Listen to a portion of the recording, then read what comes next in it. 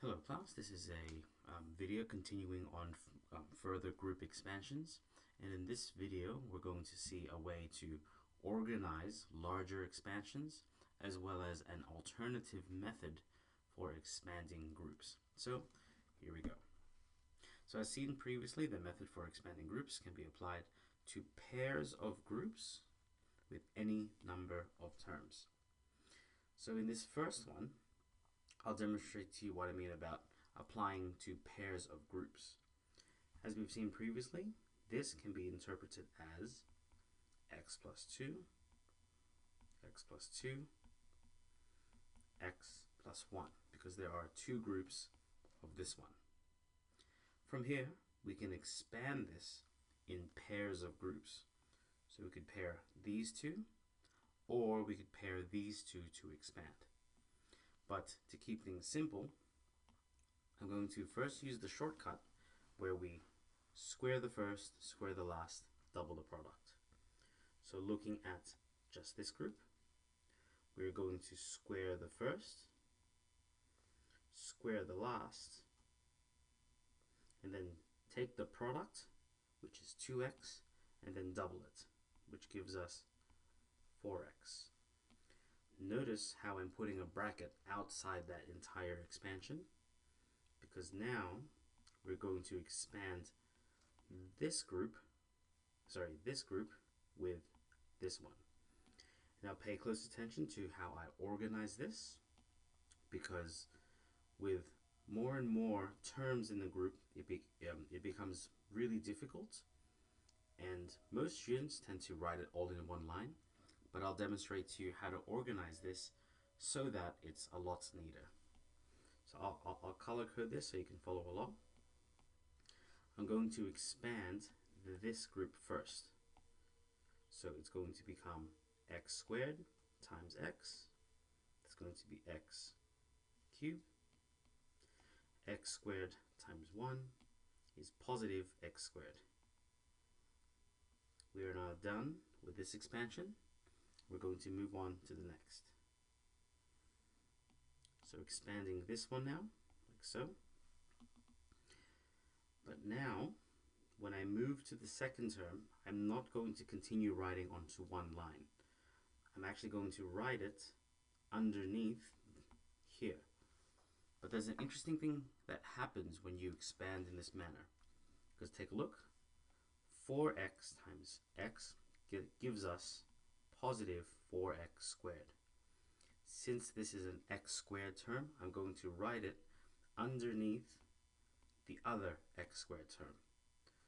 So expanding this, we get plus 4x squared. 4x times 1 gives us positive 4x. And we are now done with this expansion. We now move on to the next expansion. Let's make that one gray, sorry. And expanding that one, we get 4 times 4x. So that's 4x. I'm going to again write this underneath the x terms. So this gives us 4x. And then 4 times 1 gives us 4. And now, as you can see, everything's written in such a way that we can easily add vertically. X cubed, there are no other terms for that, so we just add that to x cubed. X squared times, well, plus 4x squared gives us positive 5x squared. There's nothing in this column, so we just add this one and this one, which gives us 8x, and then 4 on its own. As you can see, it makes that last step of collecting like terms a lot easier. Hope that method has simplified the problem for you, because we're going to now apply it to a much larger expansion here. So let's follow along. For this one, we're going to apply the perfect square expansions to each of these groups. So So for the first, we square the first, square the last, and then double the product. So this is the expansion of the first group. We do the exact same thing for the next. Square the first, square the last, take the product, and then double it. So we have two quadratic or two trinomials here. And now we expand like we did previously. Once again, let's color code this so we can follow along. Expanding this, x squared times x squared gives us x to the power of 4. X squared times 6x gives us positive 6x cubed. X squared times 9 gives us positive 9x squared. We now finish with that expansion. Let's move to the next.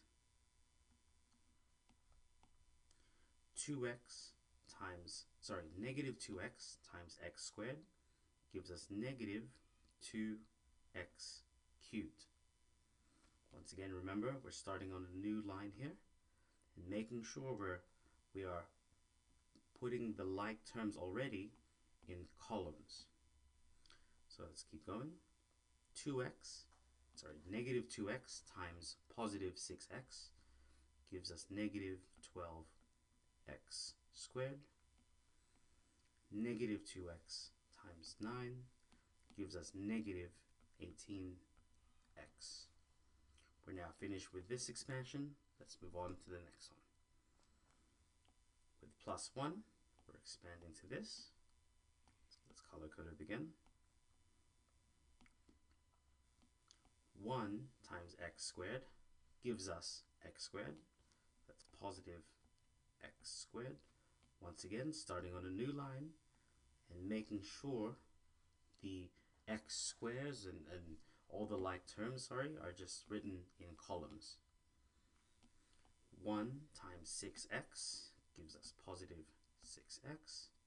And then 1 times 9 gives us positive 9. And I hope we can see the reason why I would write my values in columns, because now it's very easy to add vertically. X to the power of 4 is on its own. 6 take away 2 gives us 4x cubed. And take a look, all the square terms are all lined up. Adding these up, we'll get 9 plus 1 gives us 10.